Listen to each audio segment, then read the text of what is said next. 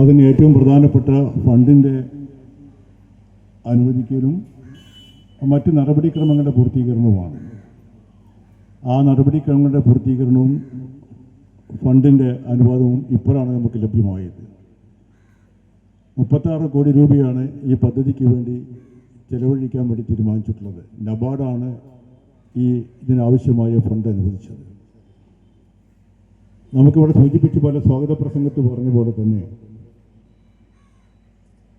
നമ്മുടെ ഈ താലൂക്കിനകത്തുള്ള 8 പഞ്ചായത്തുകളിലും ഒരു നഗരസഭയിലും തൃശ്ശൂർ ജില്ലയിലെ 5 പഞ്ചായത്തിലും കുന്നംകുളം മുനിസിപ്പാലിറ്റിയിലും ഈ പദ്ധതിയുടെ ഗുണഭോക്താക്കളായിട്ടുണ്ട് എന്ന കാര്യം നമുക്കറിയാം.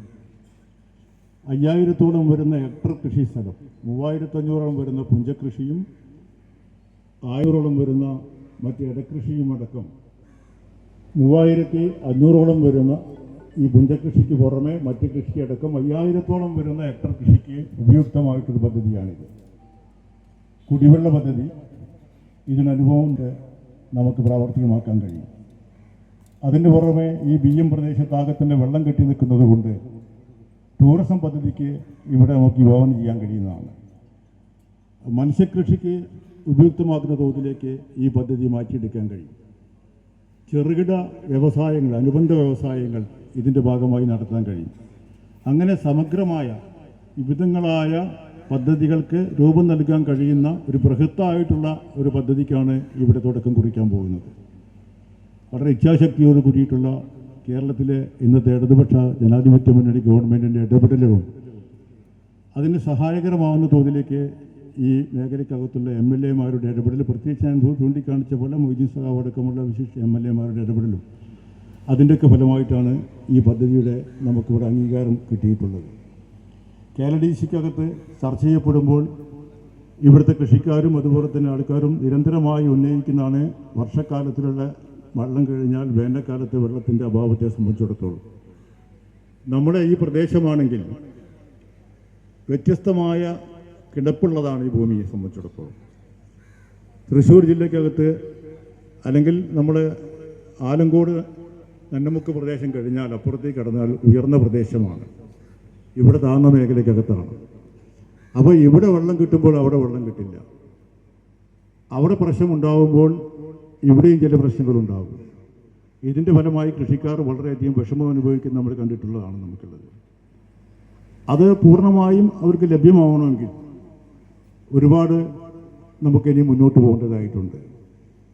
ഇവിടുത്തെ തോടുകൾ മെച്ചപ്പെടുത്തേണ്ടതായിട്ടുണ്ട്, ഇടത്തോടുകൾ മെച്ചപ്പെടുത്തേണ്ടതായിട്ടുണ്ട്. അതിൻ്റെ ഒക്കെ ശക്തമായ ഞങ്ങൾക്ക് എല്ലാവരുടെയും ഇടപെടലിൻ്റെ ഫലമായിക്കൊണ്ട് തൃശ്ശൂർ എഞ്ചിനീയറിംഗ് കോളേജ് ഇപ്പോൾ ഒരു പഠനം നടത്താൻ വേണ്ടി തീരുമാനമെടുത്തിട്ടുണ്ട്. എങ്ങനെ ഇവിടുത്തെ പണിക്കുള്ള കാലാവധി അതിനകത്ത് തന്നെ പൂർണ്ണമായും ഇതിൻ്റെ പൂർത്തീകരിക്കാൻ കഴിയും എന്നാണ് കോൺട്രാക്ടറും എഞ്ചിനീയർമാരും ഉറപ്പ് നൽകിയിട്ടുള്ളത്. അതോടുകൂടി തന്നെ അവിടുത്തെ ഇടത്തോടുകളുടെ പ്രവൃത്തിയും നടക്കുന്ന രൂപത്തിലേക്കുള്ള ഒരു ഇടപെടലാണ് ശക്തമായി നടത്തിക്കൊണ്ടിരിക്കുന്നത്. അത് വന്നാൽ നമുക്ക് വലിയ തോതിലേക്കുള്ള ഒരു മുന്നേറ്റമാണ് നമുക്ക് നടത്താൻ കഴിയുക. അത് നാട്ടിലെ ജനങ്ങളുടെ പൂർണ്ണമായ പിന്തുണ അതിനുണ്ടായിരിക്കും എന്ന കാര്യം യാതൊരു സംശയവുമില്ല. കൃഷി ഉപജീവനമായി കഴിക്കുന്ന ഒരുപാട് കൃഷിക്കാരെ സംബന്ധിച്ചിടത്തോളം ആശ്വാസപ്രദമായിട്ടുള്ള ഒരു കാര്യമായിരിക്കും എന്ന കാര്യത്തിലും യാതൊരു സംശയവുമില്ല നമുക്കുള്ളത്.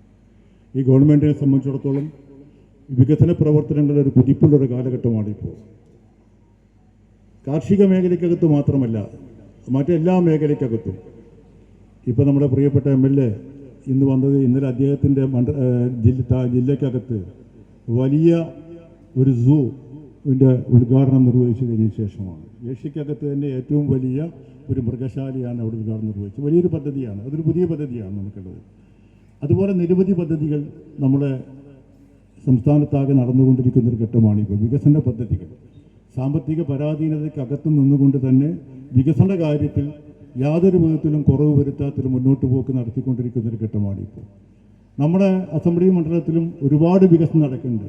നമുക്കറിയാം, മിനിഞ്ഞാന്നാണ് പുറവാണം പദ്ധതിയുടെ ഔപചാരികമായ പ്രവൃത്തി ഉദ്ഘാടനം നടന്നത്. വലിയ ഒരു പാലത്തിനെ സംബന്ധിച്ചിടത്തോളം വലിയ പദ്ധതിയാണത്. ചിരകാല സ്വപ്നമായിരുന്നു. ഇതേ പഞ്ചായത്തിൽപ്പെട്ട സ്ഥലമാണത് പുറവാണം. അതുപോലെ തന്നെ നിരവധി പദ്ധതികൾ നമ്മുടെ മണ്ഡലത്തിനകത്ത് ഇപ്പോൾ വരുന്നുണ്ട്. ഗവൺമെൻറ് നവകേരള സദസ്സിൻ്റെ റോഡുകൾ, വലിയൊരു ബീച്ച് പദ്ധതി നമ്മളിവിടെ വരാൻ വേണ്ടി അതിൻ്റെ ടെൻഡർ ഇപ്പോൾ അംഗീകരിക്കപ്പെട്ട് കഴിഞ്ഞു. നമ്മുടെ വലിയൊരു ബീച്ച് പദ്ധതി മലബാറിൽ തന്നെ വലിയ ഒരു ബീച്ചിൻ്റെ കാഴ്ചപ്പാടോട് കൂടിയിട്ടാണ് അത് PPP മോഡൽ നടപ്പിലാക്കാൻ പോകുന്നത്. ഇങ്ങനെ നിരവധി പദ്ധതികൾ നമ്മളെ ഈ മണ്ഡലത്തിൽ ഈ 1-2 മാസക്കാലത്തിനകത്ത് പ്രവൃത്തി ഉദ്ഘാടനങ്ങളും നടക്കാൻ പോവുകയാണ്. ഇതിനൊക്കെ ഒരു ഇച്ഛാശക്തിയോടുള്ള ഇടപെടലുകളും ഒരു സമഗ്രമായ കാഴ്ചപ്പാടോട് കൂടിയിട്ടുള്ള പ്രവൃത്തിയുടെ ഫലമായിട്ടാണ് നേടാൻ കഴിഞ്ഞിട്ടുള്ളത്. നമുക്കറിയാം, ഇപ്പോൾ 1-ാം തീയതി കേരളത്തിലെ ജനങ്ങളെ സംബന്ധിച്ചിടത്തോളം വലിയ ആഹ്ലാദകരമാവുന്ന തോതിലേക്ക് അതിദരിദ്രമില്ലാത്ത ഒരു സംസ്ഥാനമായി കേരളം പ്രഖ്യാപിക്കാൻ പോവുകയാണ്. ഞാൻ ദീർഘിപ്പിക്കാൻ ആഗ്രഹിക്കുന്നില്ല. ഇത്തരം പദ്ധതികളുടെ എല്ലാം നടുക്കാണ് നമ്മളെ ഈ മണ്ഡലത്തിലും വരുന്ന ഈ 10-13 പഞ്ചായത്തുകളും 2 മുനിസിപ്പാലിറ്റിക്കകത്തുള്ള കൃഷിക്കാർക്ക് ആശ്വാസം നൽകുന്ന ഒരു പദ്ധതിയും ഇവിടെ പ്രവൃത്തിയുടെ ഉദ്ഘാടനം നടക്കാൻ പോകുന്നത്. ഇത് വളരെ ഇവിടെ എത്തിയിട്ടുള്ള മുഴുവൻ ആൾക്കാരെയും ഞാൻ വളരെ സ്നേഹത്തോടു കൂടി അവരെ സ്വാഗതം ചെയ്യുന്നു. ഈ പരിപാടിയുടെ ഔപചാരികമായ ഉദ്ഘാടനം നിർവഹിക്കുന്നതിന് വേണ്ടി ബഹുമാന്യനായ പ്രിയപ്പെട്ട മന്ത്രി ശ്രീ ജോഷി കൃഷ്ണൻ അവർകളെ ആദരപൂർവ്വം ക്ഷണിക്കുന്നു.